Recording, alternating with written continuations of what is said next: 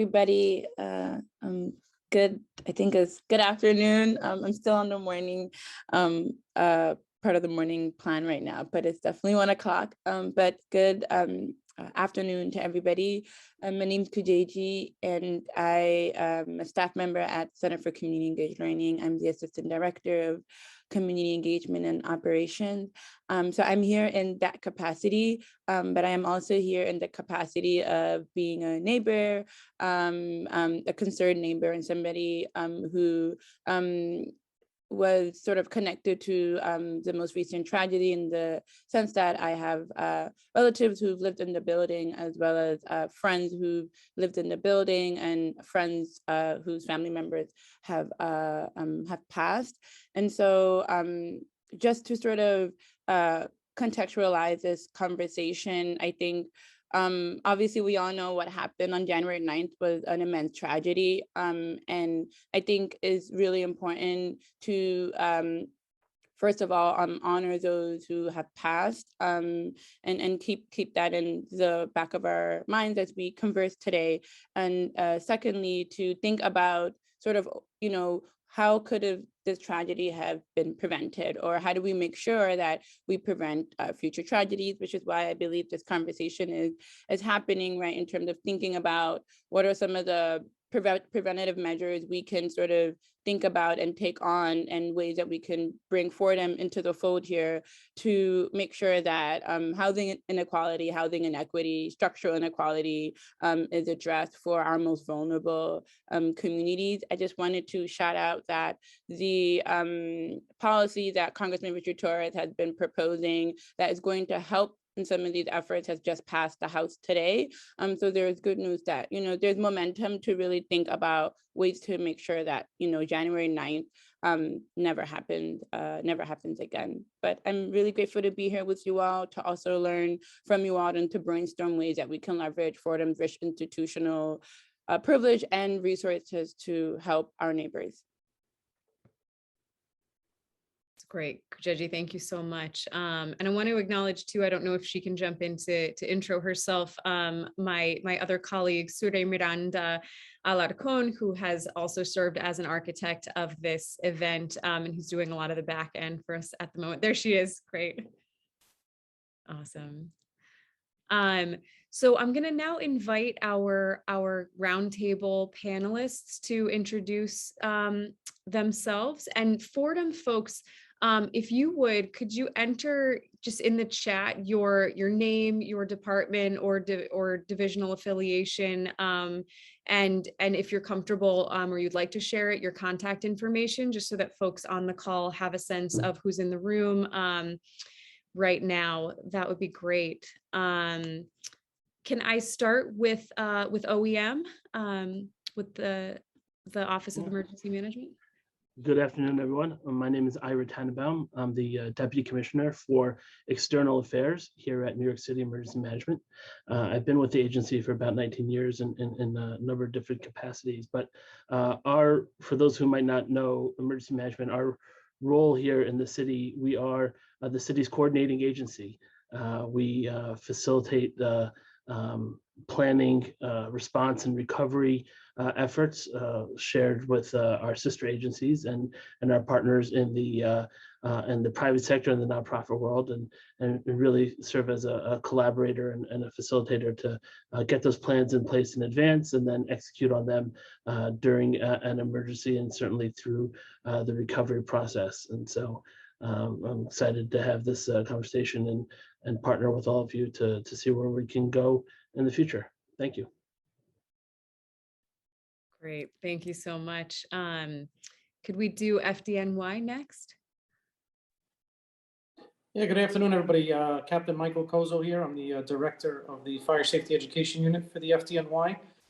We're definitely here to help in any way that we can. I mean, we're out there every day, day in, day out, doing numerous events. I mean, we're out there on average probably about 10 to 15 events a day, going into schools, community centers, senior centers. I mean, you name it, we're in it. We're doing virtual events, we're doing in-person events, we're doing street fairs, health fairs. So we're out and about doing this on a daily basis. So anything we can do to help, we're here. My colleague, Fabrizio Caro, who's the Director of Community Affairs for the FDNY, he's actually stuck in a hearing right now, but I am keeping him abreast on what's going on in the meeting, and he said he'll get onto it as soon as he can. Great, thank you so much for being with us. And yes, it turns out to be a big day for these conversations, both with the legislation Kujegi mentioned and as well the council hearing. So so thanks so much for folks who were able to join in this conversation as well, and totally understood for folks who are a little bit tied up. Could we move then to Bronx Works?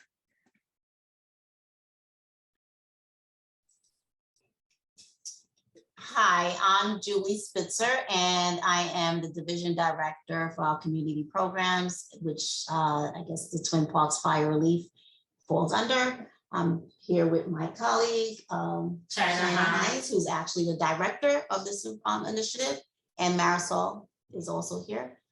She's my assistant department director as well. And we're here representing Bronx Works. And under our portfolio, we have all of the community programs that are under Bronx Works Division. Hi, everybody. This is Marisol. I just wanted to make mention that we've been providing so much incredible assistance and work throughout this project. And Julia and I have become even closer than we could possibly be working on this day and night. And we're really happy to be here to be providing information regarding what we have been able to do. Wonderful. And next, can I invite Fatoumata Camara to introduce yourself, Fatou? Hi, hello. My name is Fatoumata Camara. I'm a freshman in Fordham, and I was living in the building when the fire happened. Yeah. Fatou, thank you so much for being with us. And then Haji Dukure, could I invite you to introduce yourself? Absolutely. Good afternoon, everyone. Thank you, Julie, Sori, and Kujegi for putting this program together and inviting me to participate in it. As I said, my name is Haji Dukure. Unfortunately, I lost 5 members of my family during that tragic day on the building in 333. I lost my niece, her husband, and 3 little children, unfortunately. But I'm glad to be here, and I'm glad that this conversation is happening to honor the victims, and more importantly, to put preventive actions or measures in place so that no other family will go through what my family is currently going through in the future. And thanks, everyone, and thanks FDNY for the work they're doing. It's just amazing what they're doing out there, and we appreciate everything from there. Thank you. And Haji, we are so incredibly sorry for your loss, and we're incredibly grateful to you for joining us together in this conversation. So thank you for being with us. Thank you. So if I might invite us to begin with, I think status update sounds kind of clinical, but with a sense of how things are going in terms of relief, recovery, response, and also advances or shifts in policy or practice. And I'll invite folks to maybe to hear from each of our panelists, either from your professional or your personal kind of lived experience, sort of how things are going now that it is April 6th, where things are for you, anything you'd like us to know. And then after that, I'll invite us to start talking a little bit about ongoing initiatives, areas for collaboration. But yeah, would anybody like to begin?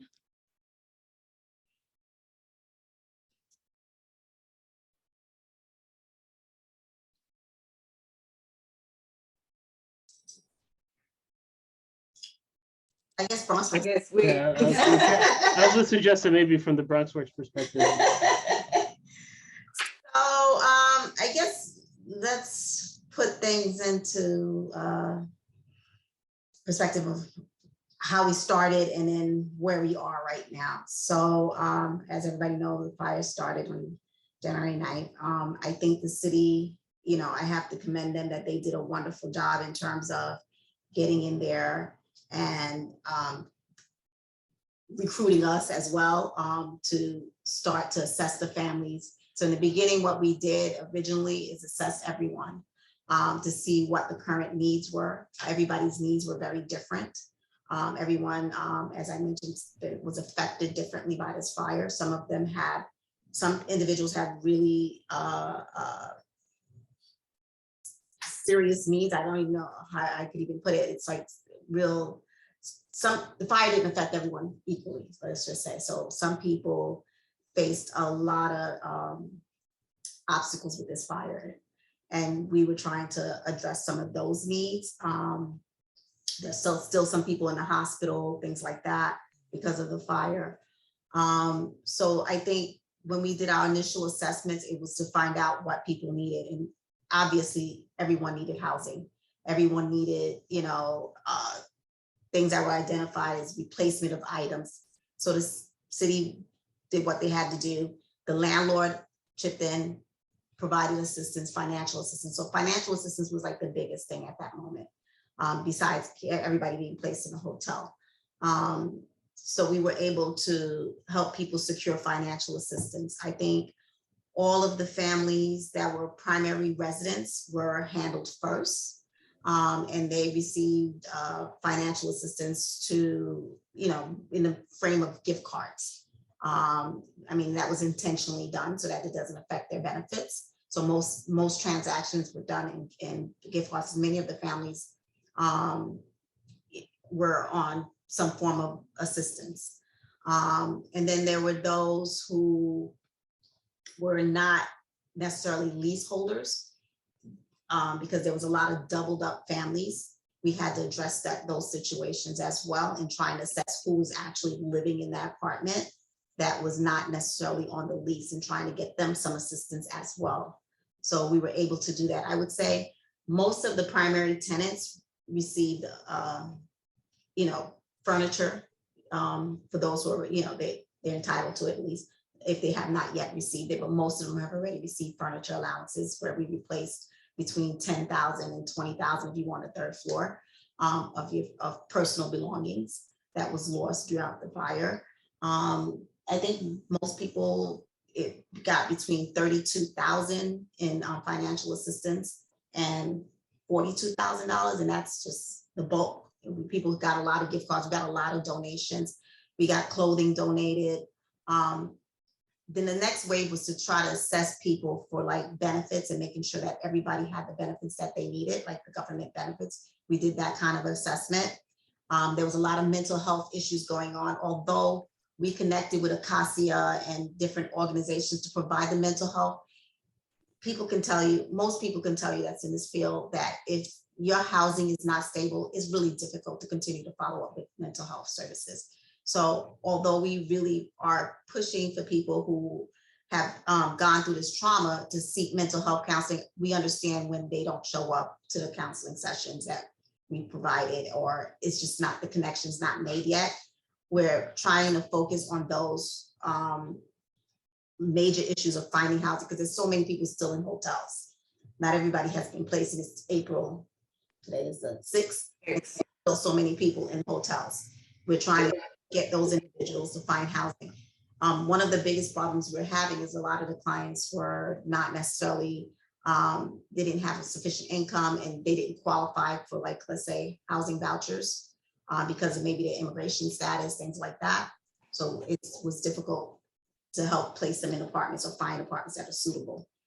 I know this roundtable is for how do we move forward so that this doesn't happen again.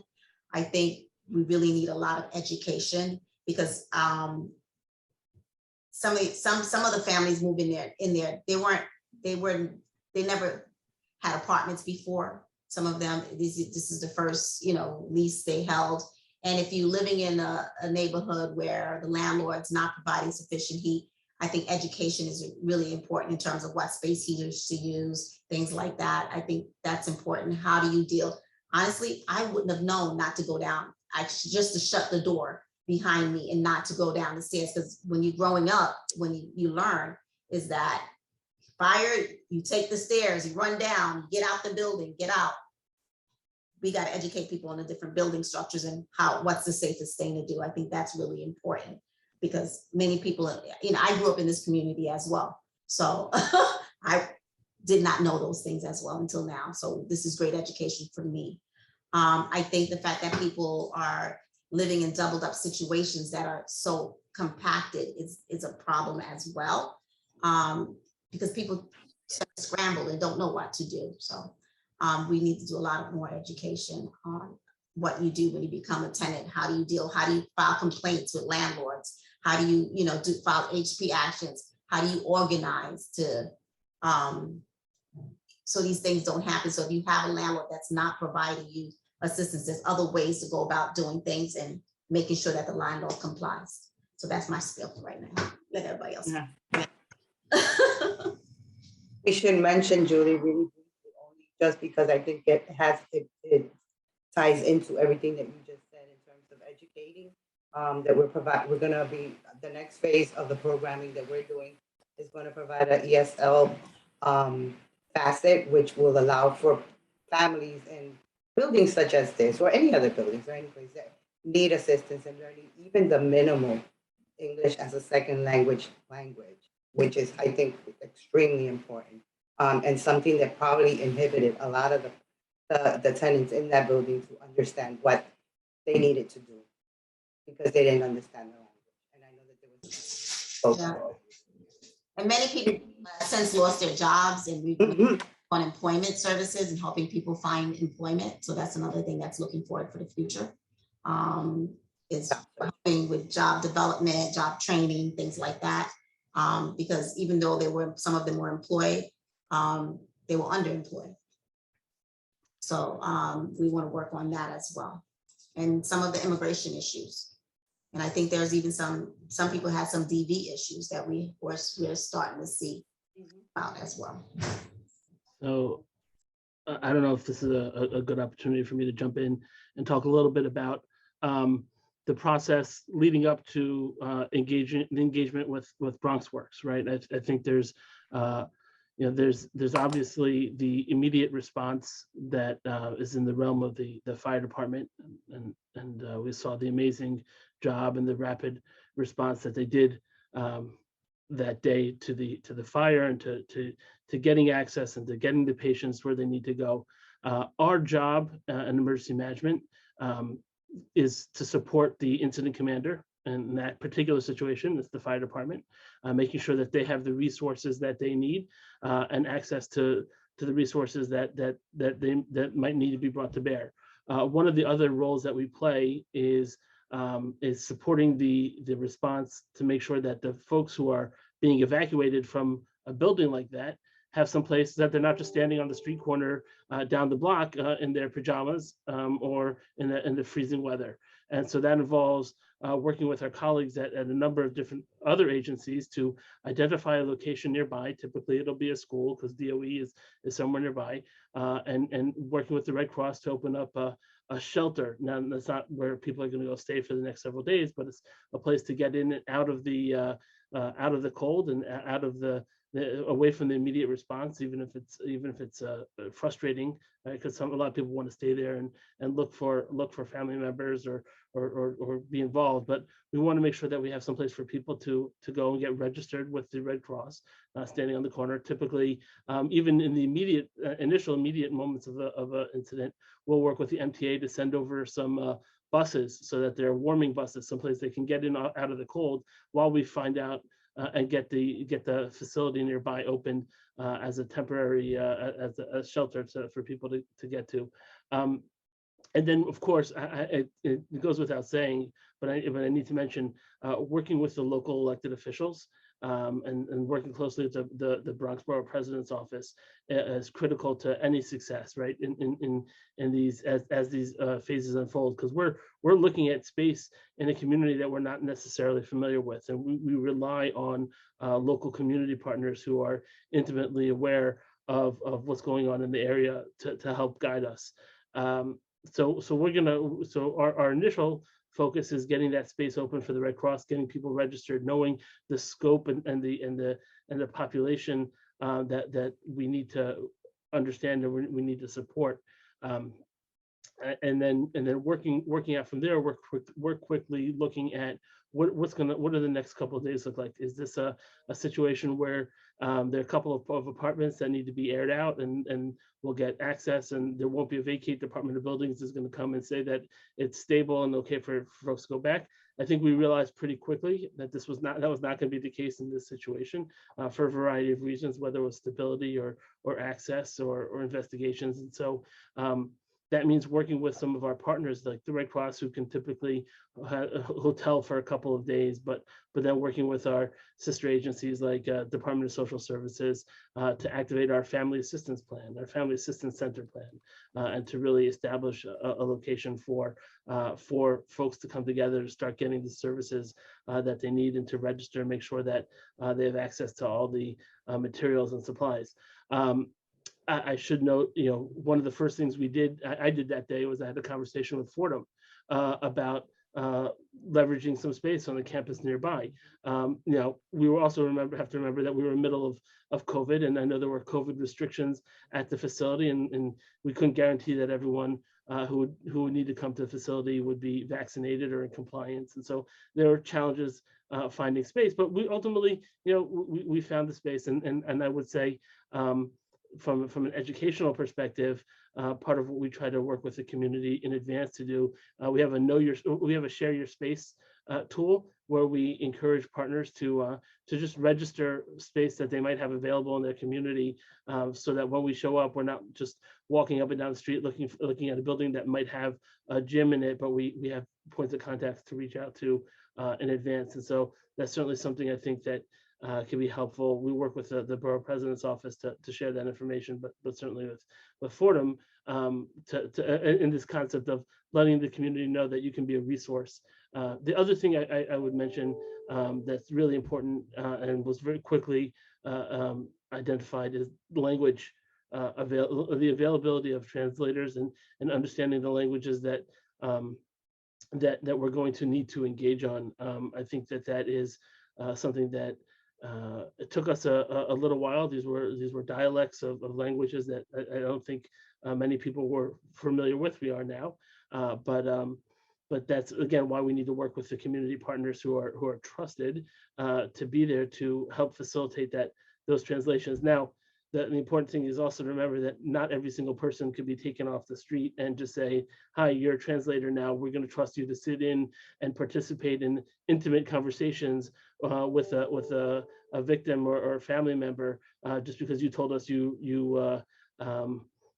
speak that language." And so there's limitations to what we can do, and we often have a lot of people who are interested in volunteering, interested in participating and supporting, and we have to make sure that we do that in the proper way with the right people that we let into the process. And so certainly that means we always recommend people volunteer to participate in our community emergency response team, the CERT program, which is a way to get engaged and get training and be a community partner, but also we try to leverage language capabilities from people who we've worked with and we know. But certainly, I think one thing to think about from the Fordham perspective will be the ability, if you're in that community and you probably already have experience with those languages and community engagement, that's another resource that we might think of to leverage. I did not think of it, admittedly, at the time to reach out to Fordham for that kind of support, but something that I think we'll think about going forward. But there are those, not that this is not a joking matter, but I would say, I tell people often that OEM really stands for the Office of Expectation Management, and that a lot of what I spend my time doing is having conversations with elected officials or community leaders to make sure they understand really what to expect during an emergency. And I think, we want our community members, the residents of New York City to reach for the stars and to always be, advocating for what they deserve and what they need. But sometimes we just want to make sure that everyone who's a part of the process understands what we can do, what we can't do, and what we're going to be doing in the case of emergency. So I think part of these conversations about understanding what the process is, understanding what our systems are, understanding what will come to bear as soon as we can get it lined up. And case management is a great example. Bronx Works is a great partner, but we have to make sure that there's funding. We have to make sure that there's resources, and that people are committed, that we have the right resources before we can just flip the switch and turn it on. So I think those conversations, I think it's important for folks to understand. I'll pause there. I think there's a question. I'm not sure. Yeah, Haji, we can go to you. I see your hand.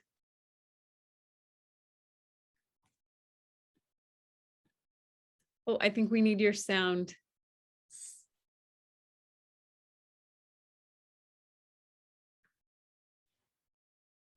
Okay, great. I believe you can hear me now. Perfect. Thank you again, Julie. I need to drop off at 2:00. I have another call. Just wanted to chime in for a minute from a different angle. I think Ira, not to lost sight of what Ira mentioned about the language barrier, which was a big thing. I think knowing your community is very, very important. And we've been on. It's funny because today marked the 34th year that I walked into that building as a new immigrant from Gambia. 34 years today, April 6, 1988, that I walked into that building, 333. And we've been there long enough for the communities and to know us, for us to be part of the community, and for an institution like Fordham University to know. And to Ira's point, I mean, the language barriers are there. I know we have so many of us that don't speak the language very well, but there are resources out there. One of the big resources for my community, I know, is the masjid, the local mosque. When you walk into, during this tragic event, when you walk into the local mosque, I mean, you find all the members there. You get all the reliable information that you need. I just wanted to throw out that out there. But really, what I really wanted to speak to is, I don't know about you guys. This incident was the first time I ever touched a lifeless person. I've never touched a lifeless person in my life. We went to the funerals in New Jersey, and since I was the closest member of the family, I was the one that was the last person to position the females in their graves. So that was my first time in my life I ever touched a lifeless person. I have to tell you, the most difficult point was when I had to position Fatimata, my 5-year-old grandniece. And then the feeling that went through me, I do not wish or pray for anybody on earth to go through that feeling. I mean, and that's one of the reasons why I'm really excited about a conversation like this, and how can we help to avoid, or what measures can we put in place to prevent these things from happening. I know we've talked about legislations and policies in place, but I think we need some more oversight, without any questions, to make sure these things are in place, they are done. We need a lot of inspections. I think we need to increase the regularity of inspections. I know Congressman Torres spoke about different things, about whether it's the auto shut doors. And one of the ideas that I really loved him speaking about was a sensor in every apartment, making sure that every apartment has a temperature sensor that will gauge the temperature of that apartment, so that they do not have to call or report to 311. I mean, it's there in the system. They know there's a violation, so they can hold the landlord accountable. I think those are some of that. That was one of the great initiatives that they're up to then.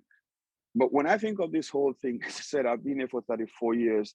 It's like every winter, I mean, I see it in our community, whether it's space heaters or Christmas tree.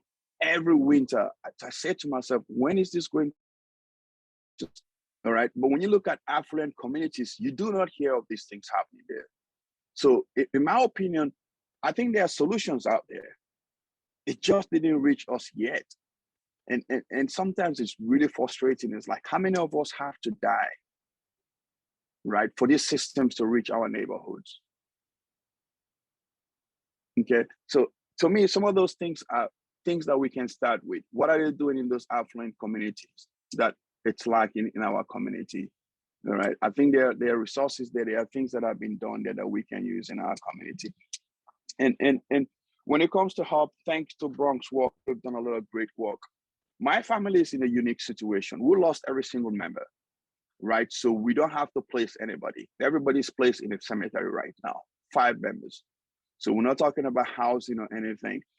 I'm going through moments now that I speak to my sister every day, or she'll leave me a message. I'm trying to get a visa to come here, to come visit the grave of her daughter, her son-in-law, and 3 grandchildren. She's not able to secure a visa. And part of our culture and part of our mourning process is to visit the grave of loved ones. So it's really, in the morning when I'm waking up, I'm looking at my phone, it's hard. And I turn around, it's like, where's the help? I mean, I've personally spoken to Senator Schumer, I've spoken personally to Senator Gillibrand, and they've all committed and say, oh, we'll get the embassies open, we'll bring everybody that wants to come. I'm not asking for everybody that wants to come. I'm asking for like one person who lost a daughter, 3 grandchildren, and her son-in-law. And it's not, at this point, I'm like, I don't even know where to turn. And I don't want this to be lost. The support in New York, it's been amazing. In the Bronx, I mean, since this incident happened, my community, the love and support we've received from everyone, it's just unbelievable.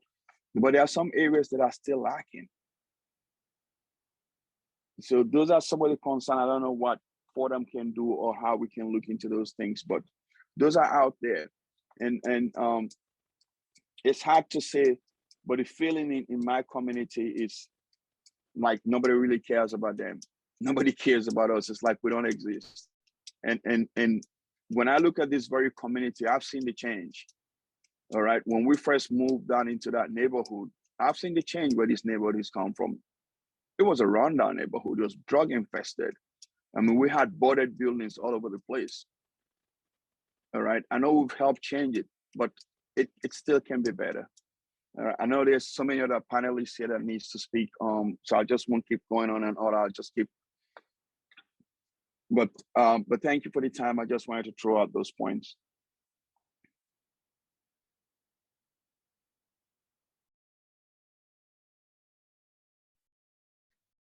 Haji, thank you so much. And I think the perspective that you offer, and again, I want to just honor your loved ones and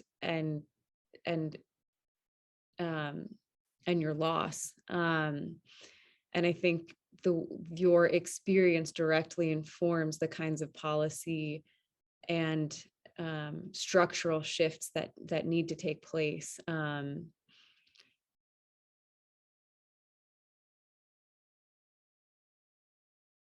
Did anybody else on the roundtable want to kind of talk about the current status of relief, recovery, the current status of fire safety, and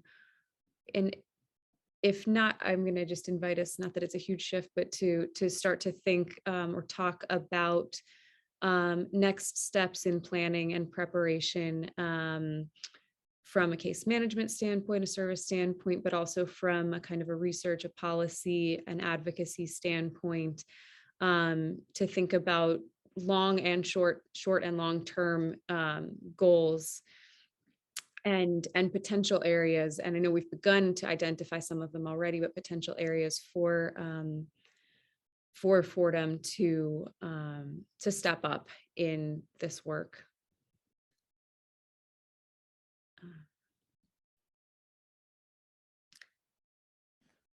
Fatoumata had to leave early, but she did want me to relay a message to y'all. And it was really centered on some of the really powerful points already raised by Haji, and that is, right, like low-income people, people of color, people in affordable housing tend to be forgotten.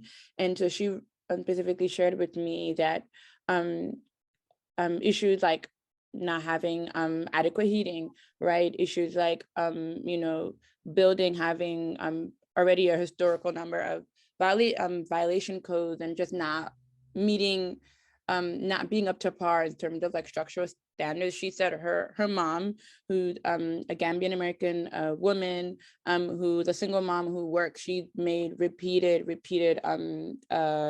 sort of reports and complaints about the living situation that they were in. And this happened up until the fire, right? And so I just think it's important that we also center these stories, which I think we've been doing that, right? Many of these residents are also fully aware of the inadequacies. They're fully aware of what rights and what places they've been denied. So what do we do with that, right? How do we leverage then Fordham's resources to make sure that their voices doesn't fall on deaf ears, that, like what Hadi said, that there is regulations, there is oversight, that people in power who are perpetuating this inequality, they need to be held accountable. And I don't, I think it's a big ask, but I think it's one that many residents are asking for.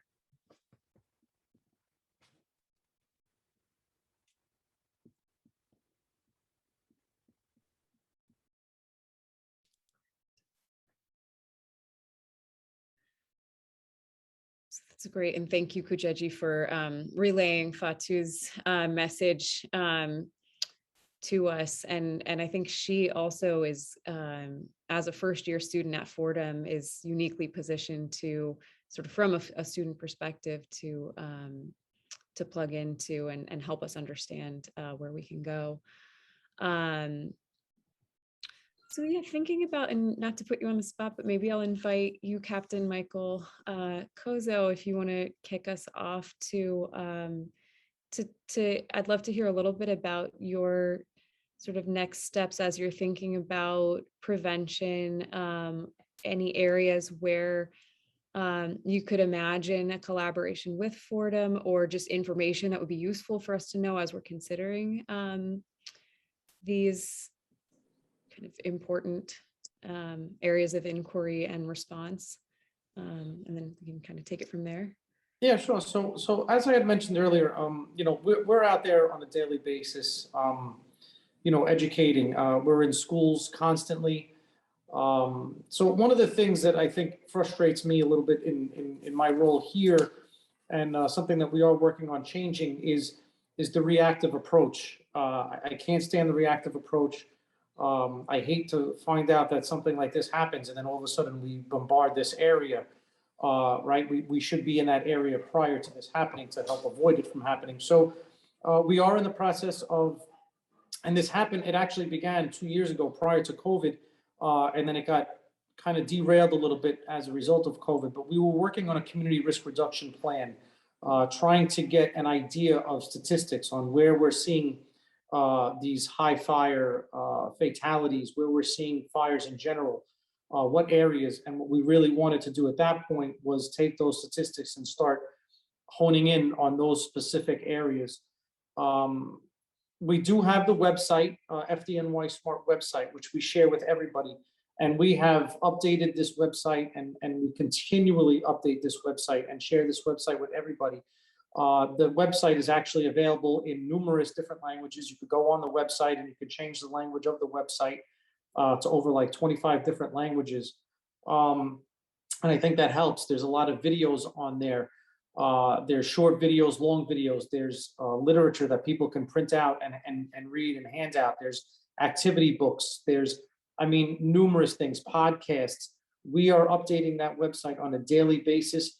And I think it is a great option for people who can't take part in one of our presentations or show up to an event where we are, that they can at least, refer to the website and look things up if they have any kind of questions or they're not sure about certain things. But typically what we like to do is give out presentations or show up at events and hand out the information, and then also refer people to the website that they can share with other people and stuff like that. So one of the things that we do see, so we do a few things, right? We, on the website, we are taking requests for presentations, but the problem that I personally see is that the people that are requesting a presentation, not to say that they're not the people that need it, but they're already people that are aware of the importance of fire safety.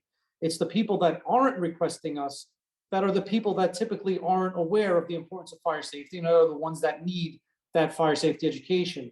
And I think the gap or the barrier is, how do we get in touch with these people? a lot of times we encounter a lot of resistance from especially like immigrant populations of them letting us in, right? They see uniforms and it's automatically, you know, I don't want them around. They're going to look at stuff. They're going to see stuff. We're going to get in trouble. And they have that kind of mentality. And unfortunately, it is very, very difficult for us to get into these places. We have reached out and done several presentations in mosques in the area.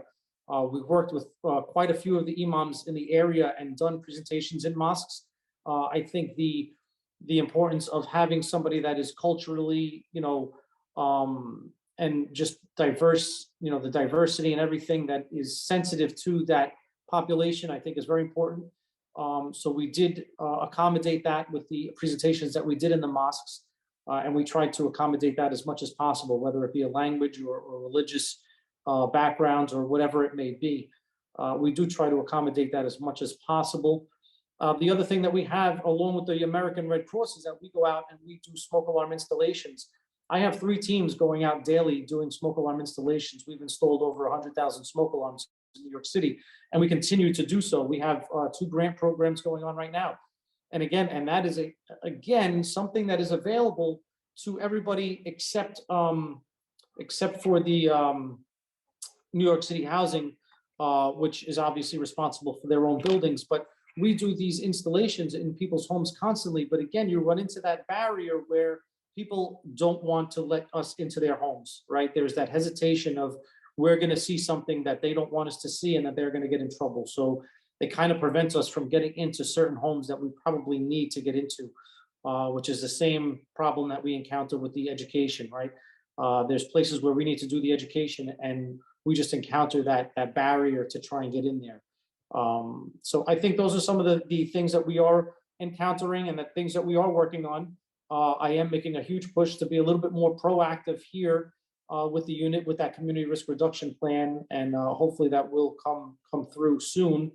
You know, and again, we continuously are out there. I think getting to the younger generation, these children, getting into the schools is big for us. And we have a big thing going on right now with the DOE, a huge partnership that's going to be coming out with us, and we're trying to educate the teachers as well as the students. We're going to have an education corner in our website for the teachers to access, where they can do lessons themselves to their students if we're not able to get into the classrooms or if they just don't have the time.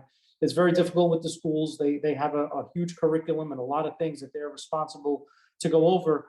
And unfortunately, fire safety is not always top billing for that. So, you know, we do make a huge push to get into the schools as much as possible. But, you know, I think adding these options for the teachers is definitely something worthwhile as well. So that's just some of the things that we do have going on. And again, we're always open for any kind of suggestions or partnerships. Great. And I think I see Julie. Is that great? Hi, yes, I couldn't agree more with Captain. Everything he said is true. The education piece is essential, and connecting with those that really need it is very difficult. But one of the things that I know is very helpful with these large tenanted buildings, it's helpful to have social service providers in those buildings. I know HPD is now pushing for these new developments to make sure there's a connection with social service providers and having social service providers actually located in the building. And the reason I say these things are important is because when outsiders are coming in to, as like the captain said, a lot of them don't want to open the doors. But if it's somebody who's already located in the building and they're able to voice their complaint, and to those individuals who are also in the building that will actually feel that there's no heat in the building, and these are social service providers that are feeling the same thing, I think that helps.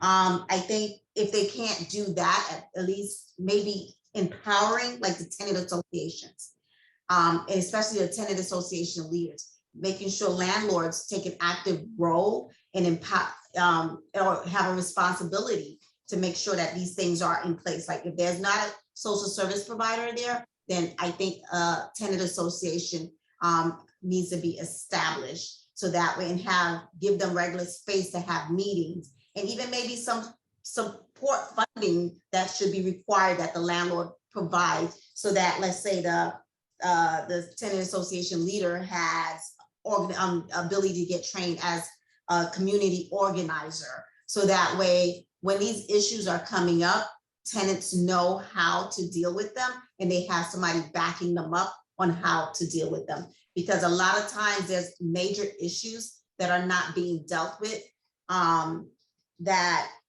you know, when I used many years ago, when I was an actual caseworker, we used to do aftercare for individuals coming in from shelter into permanent housing. A lot of the individuals, they were first-time leaseholders. They needed to understand their rights as tenants and their responsibilities. So a lot of tenants didn't understand. They didn't want to make trouble for the landlord because they might have a million repairs and stuff, because they were scared they'd get kicked out, or they were scared that they'll report the immigration issue, so they wouldn't say anything.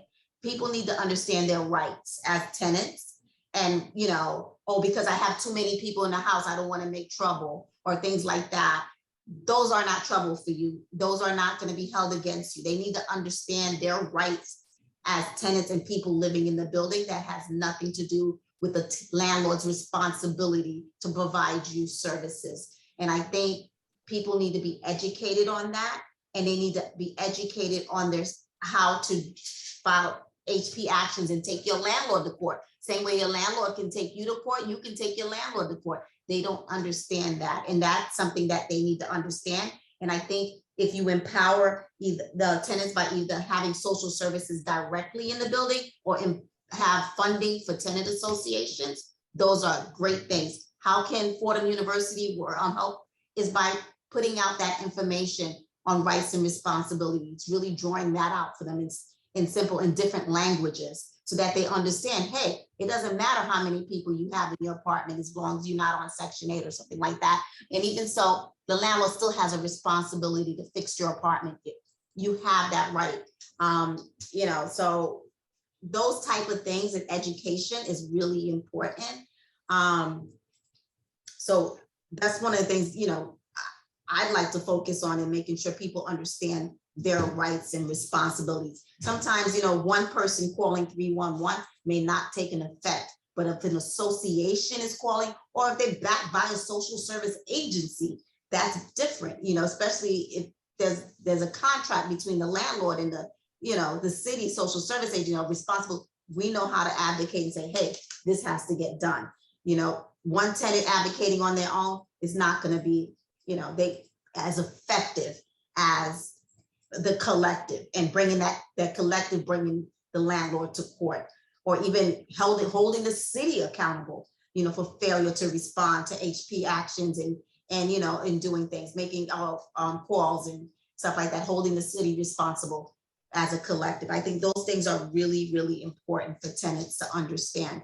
I think if they're going to make legislation, you know, they're moving towards some of that, making sure that these new tenant buildings have social services connected to them. I think they need to look at the past ones as well, because only by doing that,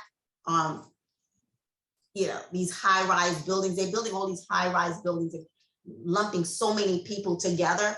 I think there's a lot of services are needed, especially social services, because what we're finding is units where there's a lot of hoarding going on as well. That's a fire safety. When I walked into some of the units there, and I've, you know, for some of the tenants that was there, the hoarding is, I was shocked, you know, that these things were never even addressed until now. I'm like, wow, there's no room for somebody to walk. That would have been a fire hazard right there.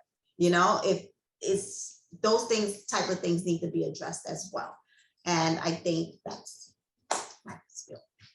So if I may just bounce off that really quickly, just so you're aware, we did start a partnership about 2 years ago with ACS, with the Administrative for Child Services. And semi-annually, we trained every ACS caseworker on fire safety, because it was one of those ways that we figured that we could get eyes inside the apartments that we as uniform members are not able to get into. So we did realize that these caseworkers were getting in, and we started a partnership a few years ago with ACS. So now we train every ACS caseworker on what to look for inside people's apartments, on basic fire safety education and what they can go over with these people when they see things inside their apartments. And we also gave them the ability to register occupants for the smoke alarm installation program. So that was one of the things that we have done proactively to get into some of these apartments that we're not able to get into. And ACS has definitely come through quite a bit with that. So that has been a huge help. I think you should also expand that to like the tenant associations and their leaders of the tenant association, having that training with them. Because, ACS is great, but ACS a lot of people, they're not letting ACS in their apartment unless they absolutely have to. And at that point, that's kind of late. Right. And I agree. And definitely getting in touch with the tenant association is huge, but getting in touch with the actual tenants themselves is even bigger, right? Because when you have something like what had happened, we need the tenants themselves to know what they should or shouldn't be doing in that building. And I think that is a message that needs to get out to all of these tenants as well. So I think it's a combination. Really, we need to approach it from both angles, getting in touch with the tenant association as well as the tenants themselves.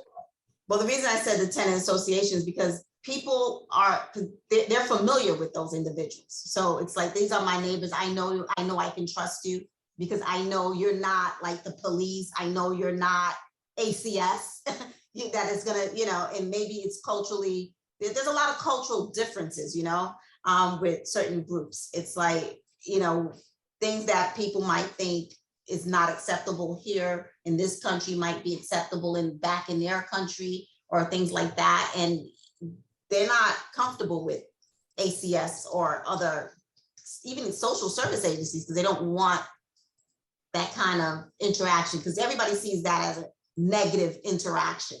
As opposed to my neighbor who I know who's not a cop, who's not an ACS worker, who's not, it's my colleague, my friend, somebody I know who I can, ask for advice. And when I mentioned the social service agencies being in the building, because once you get to know people and get familiar with those individuals, it's easier because you see them every day. And I know that they're there and I know what their purpose. I start to learn that their purpose is not out to get me or not to take my children away or not to, report me. Those are the type of people that I think would have a better connection and better way of convincing somebody, hey, you need this to happen. And I'm not only speaking as a social service person, as a social worker that works in, at Bronx Works. I grew up in the Bronx. I know my parents are from Haiti. So I know they wouldn't let anybody in their apartment like that. They will not let social workers in their apartment growing up. My parents, no. My father barely let the super in his apartment. He did all his repairs. He painted his own house. He's no. You're not, because we were private like that. And I get that. I understand that culture. And I think a lot of the African culture is similar to the Haitian culture. It's not something, but if my neighbor came, my father would be like, oh yeah, come have a drink with me, come hang out and we can talk and we can. That's different as opposed to, and sometimes, it's very different than an outsider coming in. No, I agree. Absolutely. So, when we do the presentations, just so we're all aware, we don't go into people's apartments, right? We'll go into the common area of a building. If it's a building has some kind of, conference room or some kind of common area, that's where we would do the presentation. So all of the tenants would come down and partake in the presentation. And again, and even more of a reason not to participate is that we're doing virtual presentations as well. So again, people can just log in. They don't even have to leave their apartment. They can just log in and we do the presentation virtually where we're educating people on the building that they live in and what they should or shouldn't be doing and things like that. And I think it definitely has a little bit more of effect and not to be, I guess, biased or whatever, but I think it has a little bit more of an effect coming from an actual uniformed employee, from a trained member of the fire department and stuff like that, where they hear exactly what they should or shouldn't be doing. And we have numerous, obviously, all my educators here have numerous stories and real life things that they can tell as far as why we're doing things or why we're telling you to do this and not do that, and what has happened when people have done what they shouldn't have been doing. And we've all seen, unfortunately, a lot more than any of us would like to see. And again, I think that message also kind of helps to get our point across as far as the education that we're trying to get to everybody. Yeah, I definitely agree that that education piece does come well from a uniformed person, but the only barrier would be like if it's a language issue, if there is interpreters, because a lot of the people that's affected is usually those who have language issues or issues understanding, that people coming first time immigrants to this country, let's just say, they have, because the way things were back home is not necessarily the way things are here, and understanding, and even though you speak a little bit of English, you may not really fully understand and be able to participate in certain things. So if there was interpreters, that would also help, or people speaking in the languages that they're used to. So I think a lot of the individuals, they speak Wolof, Soniki, and things like that, and a lot of Spanish speakers. And I think it's hard if it's not done with someone. I agree, 100%. And I do use several interpreters. I have several educators that speak other languages. And again, we do try to accommodate as much as possible. I have Burmese, Cantonese, Spanish. I mean, you name it, we have it. Unfortunately, I don't have an overabundance of them. And if they're working in the firehouse or something like that, and they're just not available for that presentation, it's a little difficult for us. But we do try our very best to accommodate language barriers. And we also ask the agency or whoever's requesting the presentation if they would possibly have somebody that can do the interpretations for us as well. And believe it or not, what we find a lot of times is even people that are fluent in their other language, right? Fluent in Spanish. I have educators here that are fluent in Spanish, that were born, in Colombia and whatnot. And they go and do a presentation in Spanish on fire safety education, and they're getting caught up on certain words and certain things. Like, how do you say fire extinguishers? I don't even know how to say fire extinguishers in Spanish. And, so there are little things like that. And that is a little bit of our concern when we use someone else as an interpreter. I don't know what they're saying. I don't know if they're saying what I'm saying, or if they're just, coming up with their own thing and just kind of, interpreting what I'm saying and saying it their own way. That's a little bit of our hesitation with using outside interpreters, is that we just want to make sure that they're saying exactly what we're saying. So that is a little bit of a concern that we do have. That makes sense, because I speak Creole in from my country, and there's some words we just don't use, we don't have. Like, right. Yep. So I'm like, I wouldn't know how to say it right. directly. Yep. Same way. I've seen it. I've seen a guy doing a presentation in Spanish, and then the next thing you know, he's saying, blah, blah, blah in Spanish, and then he's like, fire extinguisher. I'm like, that's how you say fire extinguisher in Spanish? That's how you say it in English. We don't have so so I get it. I do get it. I do want to go back to something that the captain mentioned in the beginning. It was talking about early access to fire safety education that begins at schools. And I think that piece is integral in terms of us trying to figure out ways to get the fire safety piece inside the schools early on. A lot of the families that have small children in schools are not getting this basic fire safety education. However, if you start it off in the school, they take it back home. And we'd be shocked at how, or surprised at how much many of these smaller, younger people are the ones that are putting systems in place to make it safer at home. Not only because of the language barrier, but also because of the education component in terms of families not being as well educated and not understanding. But parents, me as a parent, I listened to my child when she was younger, and I learned so many things from her that I was just completely shunning off and not really listening to. So I think Fordham should really help in that piece to get this into the school systems early on. I think that is going to help us in so many ways in terms of fire safety. And I appreciate you and Mr. Captain Michael Kozo, I think I pronounced it correctly, because I think that is really integral. And to piggyback off of what Julie was talking about in terms of social services within the buildings, we do that. We have a couple of buildings that we work out of, and all of the tenants in the building are coming down constantly to us. seeking guidance. Yeah, we don't get funded to do it everywhere, so we can't be everywhere. But it does make a difference in terms of being there. Okay. This has been incredibly productive and really interesting. And I know I and my team are taking notes furiously to be able to share the ideas and areas of inquiry